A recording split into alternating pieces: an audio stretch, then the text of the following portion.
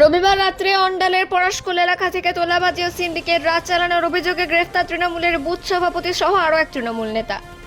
স্থানীয় এবং পুলিশ সূত্রে জানা যাচ্ছে, দীর্ঘদিন ধরে অন্ডাল এবং সংলগ্ন খনি অঞ্চলে সিন্ডিকেট চালানো এবং স্থানীয় ব্যবসায়ী সাধারণ মানুষের কাছ থেকে জোরপূর্বক টাকা তোলার অভিযোগ উঠেছিল রামজীবন লোহার ও মুন্না সাউয়ের বিরুদ্ধে। সূত্র মারফত জানা যায়, এই রামজীবন লোহার বহুলা পঞ্চায়েতের তৃণমূলের উপপ্রধান বীর বাহাদুর সিং এর ডান হাত বলে পরিচিত ছিল।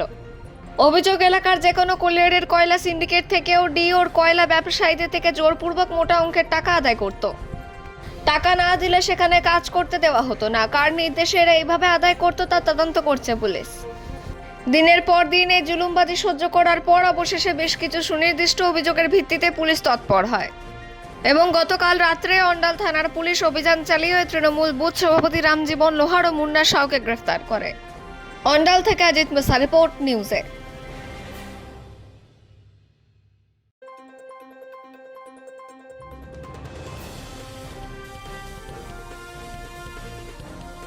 किस केस में किया आपका?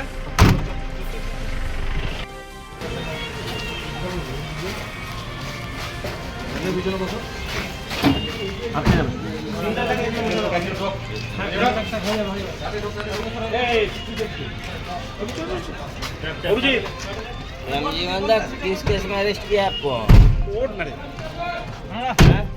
किस केस में अरेस्ट किया आपको?